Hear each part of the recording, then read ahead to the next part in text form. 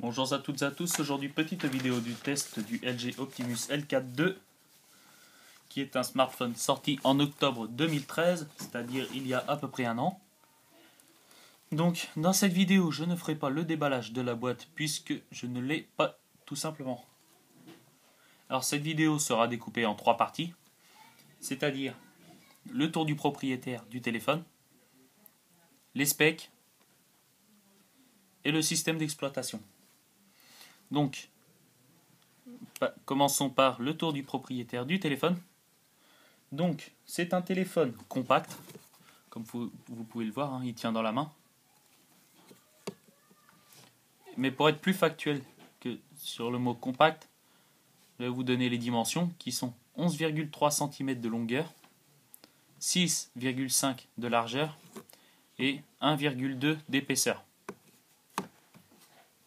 Donc, maintenant qu'on a vu les dimensions, on va voir un peu comment est fait ce téléphone, c'est-à-dire un peu l'architecture qu'il a. Donc, alors, sur la face avant du mobile, nous trouvons un écran de 3,8 pouces, les boutons de navigation Android qui sont accueil, retour et options. Au-dessus, nous trouvons le logo LG, l'écouteur et le capteur de proximité et de luminosité. Au dos du téléphone, nous trouvons le logo LG ainsi que l'appareil photo 3 mégapixels assorti de son flash LED. Sur la tranche gauche, nous trouvons rien de plus que le bouton contrôle de volume. Sur la tranche droite, le seul bouton présent est le bouton verrouiller-déverrouiller. Sur le dessus, nous trouvons un jack 3.5. Et en dessous, nous trouvons le micro USB 2.0 et l'entrée micro primaire qui est la seule. Donc maintenant, en parlant de capteur, vous remarquerez que à l'avant, il n'y a pas de capteur photo, c'est-à-dire pas de selfie et pas de visio, tout simplement. Donc, alors maintenant, je ne vais pas encore l'oublier cette fois, j'y pense. Dans ce bouton accueil, nous y trouvons la lettre de notification de ce téléphone, c'est-à-dire quand vous recevez un message ou un appel manqué, la LED va s'éclairer. Ensuite, je pense que ce téléphone inspire un petit peu à l'haut de gamme quand même, malgré qu'il ce soit un entrée de gamme très dur, puisque vous voyez quand même qu'il y a quand même une volonté de faire joli, avec cette bande chromée tout autour du téléphone, qui bien sûr c'est du plastique. Voilà. Mais cette lettre de notification dans le bouton inspire quand même à un haut de gamme quand même. Vous voyez, c'est un gadget qu'on met souvent sur les hauts de gamme, ça sert à rien de plus. C'est souvent on la met comme ça, on met une petite ampoule stupide, toute simple, en haut, là où il y a de la place. Donc maintenant que nous avons fait le tour de ce téléphone, je vous propose de passer au spec. Donc au niveau des spécificités, on va pas dire que ce soit la joie. Au niveau processeur, au niveau mémoire vive, au niveau stockage, au niveau tout ce que vous voulez, nous avons tout simplement le minimum syndical. C'est-à-dire, nous avons un processeur Mediatek single core cadencé à 1 GHz, c'est-à-dire il n'y a qu'un seul cœur. D'ailleurs, je peux vous le montrer avec Geekbench 3. Voilà, on verra ça après. Le temps qu'il envoie le benchmark. Le précédent benchmark m'a donné un score de 315 en single core et en multicore, c'est-à-dire qu'il n'y a qu'un seul cœur. Voilà. Ensuite, nous allons passer sur la mémoire vive. D'ailleurs, il n'y en a pas beaucoup du tout. Nous sommes sur 512 mégaoctets de type LPDDR2. Cette RAM est à 533 MHz. Donc voilà. Ensuite, on passe au stockage. Donc le stockage en données constructeurs est de 4 Go, mais avant l'installation d'Android. Donc c'est-à-dire que vu qu'Android est maintenant installé, nous pouvons voir qu'il reste que 2 Go de libre. Vous voyez, je vais vous le montrer, je vais aller dans les paramètres. Il va rester que 2 Go, pas plus. Stockage. Voilà, espace total 2,05 Go. Donc, ça veut dire que l'on a la moitié de la mémoire mise par le constructeur, prise par le système d'exploitation. Donc, là, niveau mémoire, on est juste. Mais, cette mémoire est quand même extensible par un port micro SD, dont on peut mettre une carte mémoire allant jusqu'à 32 Go. C'est-à-dire que cela nous fait 34 Go dans le téléphone, puisqu'avec Android, les applications peuvent être stockées sur la carte SD, tout simplement. Et d'ailleurs, je trouve ça pas plus mal, puisque par exemple avec iOS, on a, si on achète une version 16 Go, on a 16 Go qui sont bloqués. Donc si on veut rajouter une application, on ne peut pas. Il faut en supprimer. Sur les téléphones non dotés de slot micro SD, la mémoire est bloquée. Donc même s'il y en a beaucoup au début, ça paraît beaucoup, mais en fait on la cale vite. Sauf si jamais vous achetez un 64 Go et là vous aurez du mal à le planter. Bien sûr. Donc, je récapitule au niveau des specs. Nous avons un processeur MediaTek MT6575 single core à 1 GHz, 512 mégaoctets de RAM, 4 Go de stockage données constructeur et 2 Go utilisables. Donc voilà, j'ai le résultat du benchmark. Vous pouvez voir d'ailleurs que il nous donne un multicore inférieur au single core. Mais bon, vu que c'est sensiblement les mêmes les scores. Donc on peut qualifier ce téléphone, justement c'est un simple cœur. Il n'y en a pas plus. Voilà. Là on peut voir. Vous voyez le modèle qui est une architecture ARM, une architecture ARM. Voilà. Donc, maintenant, trêve sur les performances, nous allons passer à l'écran. C'est d'ailleurs ce qu'on voit le plus dans un téléphone. On ne voit pas grand chose d'autre que l'écran quand on achète un mobile. Aujourd'hui, je parle. Donc, au niveau de l'écran, nous avons un 3,8 pouces IPS. Nous avons un 3,8 pouces IPS HVGA, c'est-à-dire 480 par 320 pixels, ce qui donne une densité de pixels de 152 pixels par pouce, PPP. Et donc, je vais quand même vous donner un avis, du moins, je vais vous faire partager un petit avis avec une vidéo GoPro. D'ailleurs, ça me fait penser que au niveau son, vous n'avez pas de haut-parleur. Regardez. En fait, le son du micro, du moins de l'écouteur, est amplifié afin de servir de haut-parleur. Ça donne un son assez correct, sans plus. C'est pas génial, mais franchement, c'est plutôt pas mal.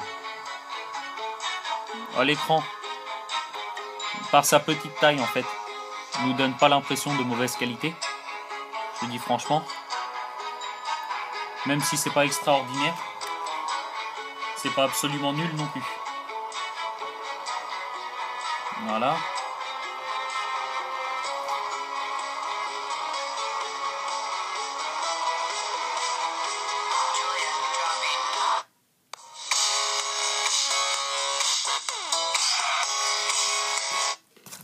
Bref, voilà. D'ailleurs, ça me fait penser que vous pouvez, comme l'iPhone 6 Plus, afficher votre écran d'accueil en mode paysage. Franchement, c'est plutôt sympa. Celui qui sort son téléphone en paysage de la poche. D'ailleurs, ça me fait penser qu'il faut que je vous montre que cet écran, d'ailleurs, a de très bons angles de vision. Comment on continue à percevoir une image. Voilà, on penche le téléphone plutôt bien et l'image est encore perceptible. Ça marche surtout dans ce sens-là.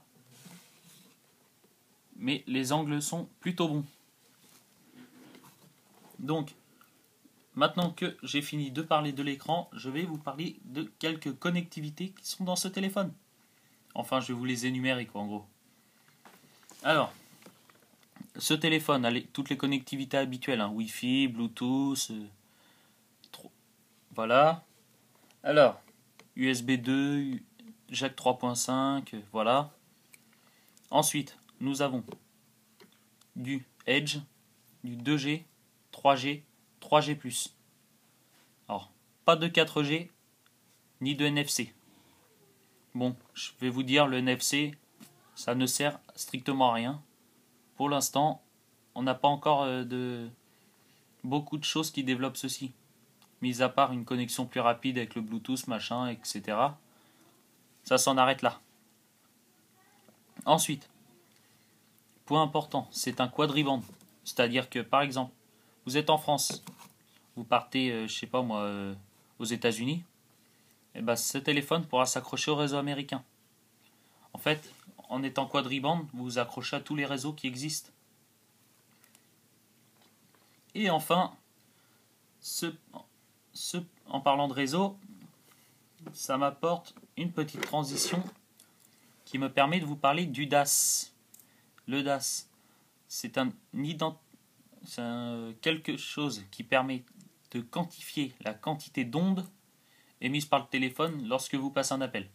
C'est tout con. Donc le DAS sur ce téléphone est plutôt bon. On n'est même pas à 1 watt par kilo, alors que la réglementation le limite à 2. On est à 0,635 watts par kilogramme. Voilà. Donc au niveau des specs, nous en avons fini.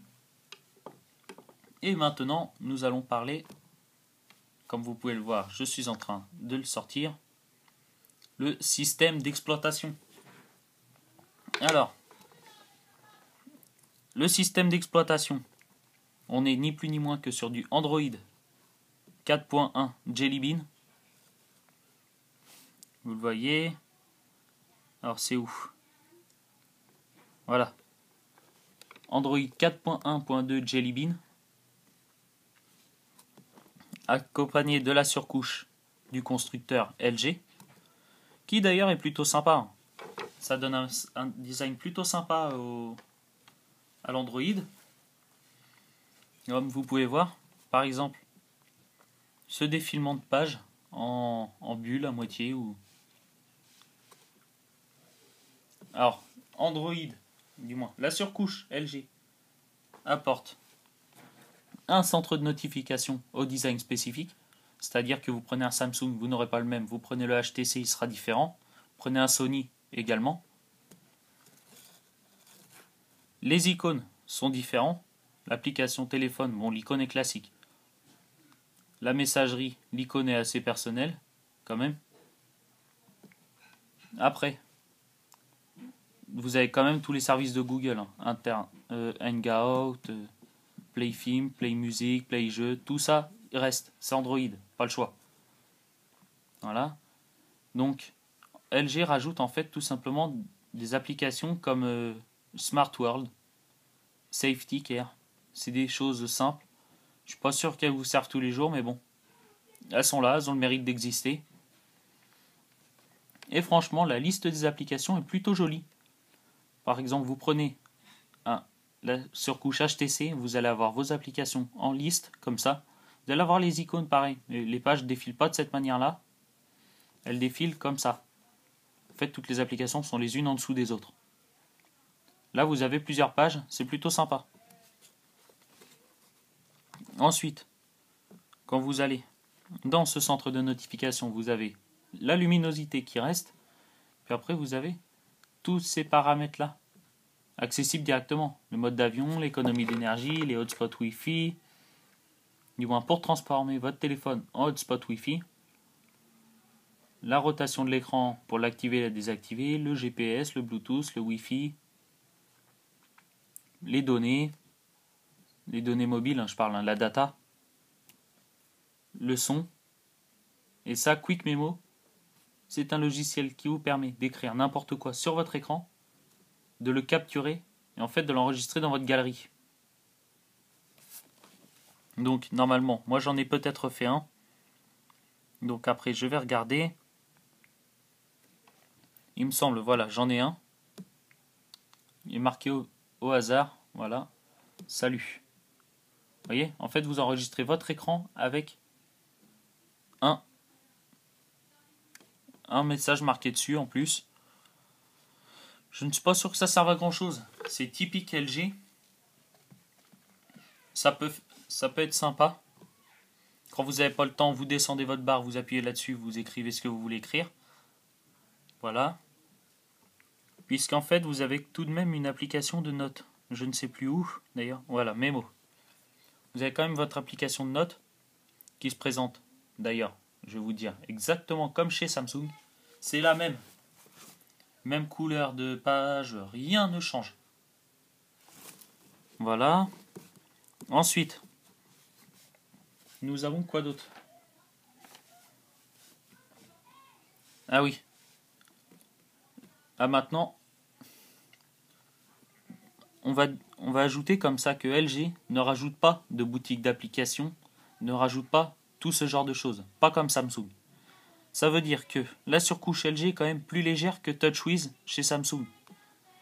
Donc, moi je pense que la surcouche Samsung et la surcouche LG se valent, franchement. Et puis, ça va être objectif, mais ce sont les meilleurs pour avoir essayé HTC. HTC n'est pas terrible, franchement, c'est plutôt fouillis. Après, chez HTC, vous trouvez le Blinkfield qui est pas mal. C'est-à-dire vous avez votre flux d'actualité en écran d'accueil. Mais c'est tout. Ah, j'avais oublié. Dans cette surcouche LG, vous avez l'écran de déverrouillage. Il est simple, clair. Voilà. Par contre, quand vous allumez la première fois le téléphone, si votre téléphone a déjà été configuré avant que vous y touchiez, vous ne allez pas savoir comment déverrouiller. En fait, c'est tout simple. Il suffit de glisser le doigt, comme sur Samsung, et votre écran va s'ouvrir par un rond comme ça. C'est joli, c'est artistique, c'est tout simple, c'est LG. Voilà, je vous remercie d'avoir regardé cette vidéo. Abonnez-vous à la chaîne et mettez un pouce bleu si vous l'avez aimé. Merci.